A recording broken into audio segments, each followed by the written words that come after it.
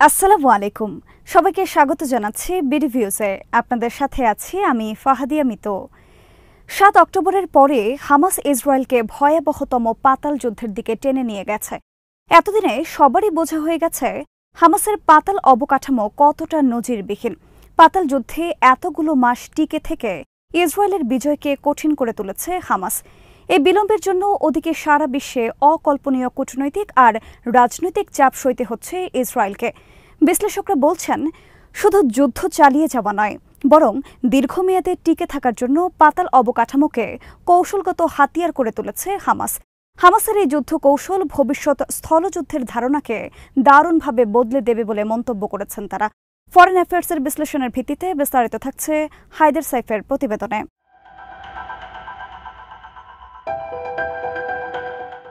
Tunnel যুদ্ধের ক্ষেত্রে সবচেয়ে বড় যে উদাহরণ মাথায় আসবে সেটা প্রথম বিশ্বযুদ্ধ। ব্রিটেন আর জার্মানির বহু সেনা টানেল খুঁড়তে গিয়ে বা মাইন বসাতে গিয়ে প্রাণ হারিয়েছিল। এর বাইরে ওসামা বিন লাদেন সুড়ঙ্গ ব্যবহার করেছিলেন।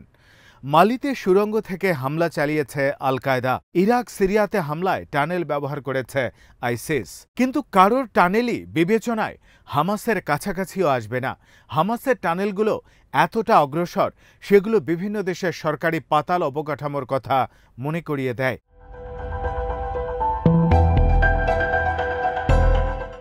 হামাসের পাতাল অবকাঠামো ইসরায়েলের হিসেব নিকেশ গুলিয়ে দিয়েছে। তাদের কল্পনাতেও ছিল না পাতালে এই ধরনের যুদ্ধের মুখে পড়তে হবে তাদের।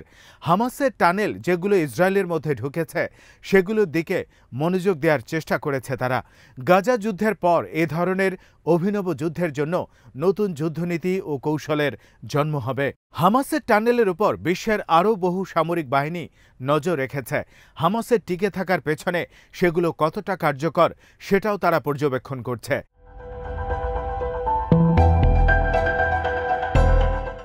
পাতালে যেসব বাধা, যোগাযোগ, দিক চিহ্নিতকরণ, অক্সিজেনের ঘাটতি, সংকীর্ণতা, ভীতি, এর প্রায় সবই উতরে গেছে হামাস। স্বাভাবিকভাবেই অনেকেই মনে করছেন এই কৌশল এখন আরও ছড়িয়ে পড়বে। ভূগর্ভে হামাসের উদ্ভাবনী কৌশলের কারণে ভূপৃষ্ঠের কৌশলগত তাৎপর্য এখন নতুন করে নির্ধারিত হবে। সামরিক কৌশল বদলে যাবে আর মানবঢাল ব্যবহারের ধারণা বদলে যাবে।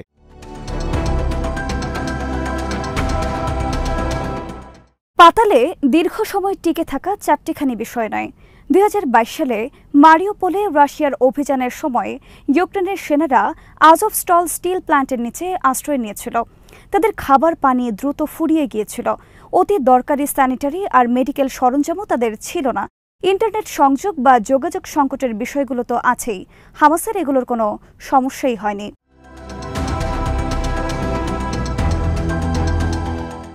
মারিউপোলের সেনারা ২ মাসের বেশি পাতালে টিকতে পারেনি, কিন্তু হামাস যোদ্ধাদের ৮ মাস পেরিয়ে গেছে। গাজায় বিস্তৃত টানেল নেটওয়ার্কের মধ্যে রান্নাঘর থেকে নিয়ে সুসজ্জিত command room, data centre, tiles লাগানো বাথরুম, বন্দীদের ডিটেনশন সেল, নির্ধারিত কাজের জায়গা সবই আছে।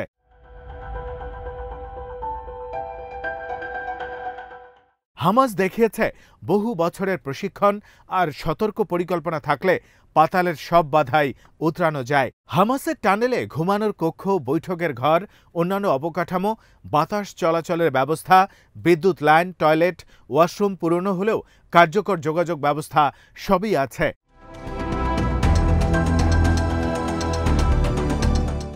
অবকাঠামোগুলোর উন্নয়নের সাথে সাথে এগুলোর সমস্যাও একে একে দূর হয়েছে। সেখানে জ্বালানি, খাবার, পানির বিশাল মজুদ গড়ে তোলা হয়েছে, যেগুলোর উপর ভিত্তি করে পাতাল থেকেই সামরিক অভিযান চালানো সম্ভব। সেখানে অস্ত্র উৎপাদনের সুবিধাও রয়েছে। অস্ত্র সরবরাহ ও বন্টনে যাতে বাধা না পড়ে সেটাও নিশ্চিত করা হয়েছে।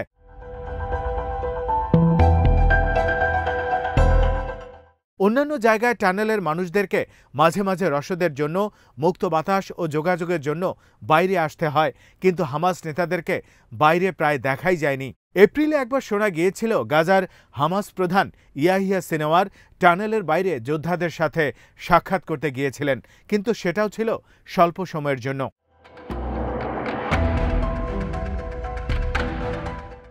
হামাসের যোদ্ধারা রসদের জন্য কখন বের হন সেটা কেউ বলতে পারে না, তবে এটা বোঝা গেছে কোনো ধরনের বাধা ছাড়াই সামরিক অভিযান চালাতে সক্ষম হামাস।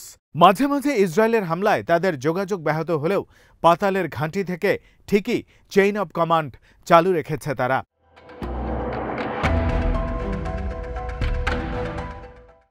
হামাস যেভাবে ভূগর্ভস্থ কাঠামো গড়ে তুলেছে সেভাবে কাজ করে সাধারণত সরকার। সংকটকালীন সময়ে টিকে থাকার জন্য এবং কমান্ড অ্যান্ড কন্ট্রোল ঠিক রাখতে বিভিন্ন দেশের সরকার পাতাল অবকাঠামো নির্মাণ করেছে।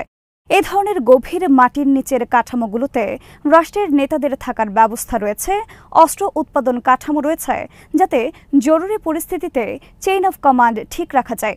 কানাডা, চীন, ইরান, ইসরায়েল, রাশিয়া ও যুক্তরাষ্ট্রের এই ধরনের পাতাল ফ্যাসিলিটি আছে বলে ধারণা করা হয়। এগুলো আকারে বড়, আরও সুসজ্জিত, মজবুত এবং টানেলের চেয়ে গভীর। ইরানের পারমাণবিক ফ্যাসিলিটি ৩০০ ফুটের বেশি মাটির গভীরে। এর অর্থ হল সবচেয়ে শক্তিশালী অস্ত্র সেখানে পৌঁছাতে পারবে না।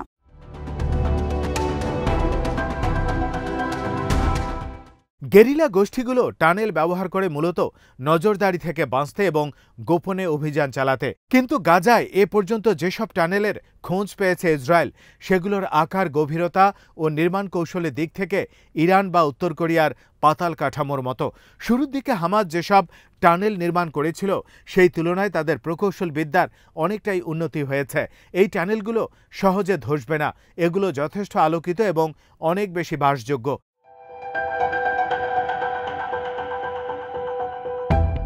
টানেলের ব্যবহারকেও কৌশলের অংশ করে তুলেছে হামাস। শুধু ইসরায়েলের নজরদারি এড়ানোর জন্য টানেল ব্যবহার করছে না তারা, বরং যুদ্ধে চেইন অব কমান্ড টিকিয়ে রাখার জন্য দীর্ঘমেয়াদী যুদ্ধের কৌশল হিসাবে টানেলগুলো ডিজাইন করেছে তারা। সামরিক বাহিনীর পক্ষে ট্যাকটিক্যাল টানেল মোকাবেলা করাটা দুরূহ। বাংকার বিধ্বংসী বোমা দিয়ে এই শক্ত কাঠামোগুলোর কিছুই করা যাবে না।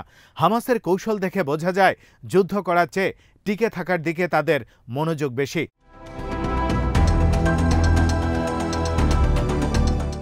হামাসের টানেল গাজা যুদ্ধকে নানাভাবে প্রভাবিত করেছে। ইসরায়েলের দ্রুত জয় পাওয়া আটকে গেছে, তাদের অভিযানের গতিও কমে গেছে, উদ্ধার অভিযান ব্যাহত হচ্ছে। এতে জটিল হয়ে উঠেছে ইসরায়েলের সামরিক ও রাজনৈতিক পরিবেশ। অনেকের মতে এই টানেলগুলোর কারণে বেসামরিক হতাহতের মাত্রাও বেড়েছে। কিন্তু বিশ্লেষকদের মতে হামাসের টানেলের অন্যতম গুরুত্বপূর্ণ দিক হল এগুলো ভবিষ্যতের যে কোনো যুদ্ধের কৌশল বদলে দেবে। মাটির উপরের অবকাঠামোর গুরুত্ব কমে যাবে।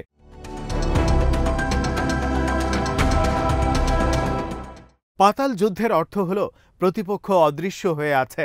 ইসরায়েলি সেনারা দেখেছে গাজার টানেলে হামাস যোদ্ধারা বিশাল পাতাল কাঠামোর মধ্যে কিভাবে পুরোপুরি উধাও হয়ে যায়। অপেক্ষা করেও যখন তাদের দেখা মেলে না, তখন ইসরায়েলি সেনাদেরকে বাধ্য হয়ে অনুসন্ধানে নামতে হয়।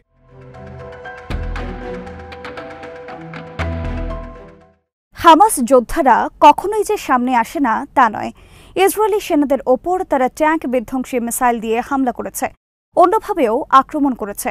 তবে হামাস যেভাবে টানেলের ব্যবহার করছে তাতে বোঝা গেছে শুধু পাতাল নয়, বরং ভূপৃষ্ঠে স্থলযুদ্ধের ধরনও বদলে দেবে তারা। গাজায় মাটির ওপরে খুব একটা লড়াই হচ্ছে না, অন্যদিকে টানেল খুঁজে বের করা কঠিন হয়ে গেছে। টানেলের কিছু প্রবেশ মুখের কাছে ফাঁদ পেতেও লাভ হয়নি। আবার কোনো টানেলের খোঁজ পেলে দেখা গেছে হামাস যোদ্ধারা অন্য জায়গায় সরে গেছে।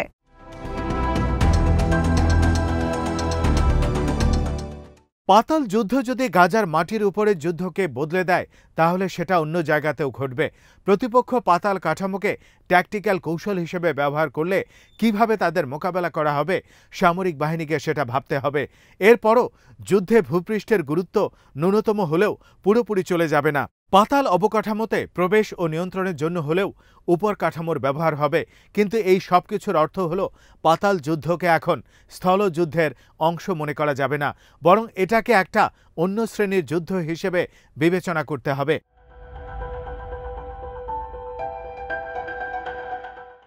আবার গাজা যুদ্ধে ইসরায়েলি বন্দীদেরকে যেভাবে জিম্মি হিসেবে ব্যবহার করছে হামাস, তাও ইসরায়েলি সেনাদেরকে অনিশ্চয়তায় ঠেলে দিয়েছে।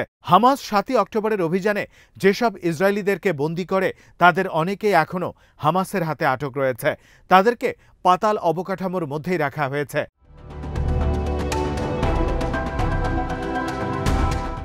পশ্চিমা বিশ্লেষকদের কেউ কেউ বলছেন, বন্দীদের ব্যাপারে হামাসের কৌশল অভিনব। ফিলিস্তিনিদের বাদ দিয়ে ইসরায়েলি ও অন্যান্য দেশের বন্দীদের পাতালে নিয়ে তাদেরকে মানব ঢাল হিসেবে ব্যবহার করছে তারা। ইতিহাসে দেখা যায়, আমেরিকান গৃহযুদ্ধের সময় যুদ্ধরত দুই পক্ষই বন্দীদেরকে মানব ঢাল হিসেবে ব্যবহার করেছিল।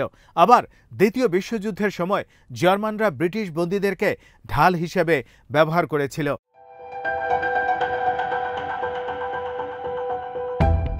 হামাস যেভাবে ইসরায়েলি বন্দীদেরকে আটকে রেখেছে, সেটা তাদেরকে ইসরায়েলিদের বিরুদ্ধে দর কষাকষির ক্ষেত্রে রাজনৈতিক সুবিধা দিচ্ছে।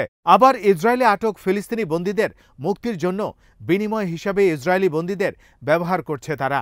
হামাসের এই কৌশলগুলো বিভিন্ন দেশের সামরিক বাহিনীকে নতুন করে ভাবতে বাধ্য করছে, কারণ এই কৌশলগুলোর যে কোনো রাষ্ট্রের অভিযান সক্ষমতাকে অচল করে দিতে পারে এবং তাদেরকে রাজনৈতিকভাবে অকার্যকর করে দিতে পারে।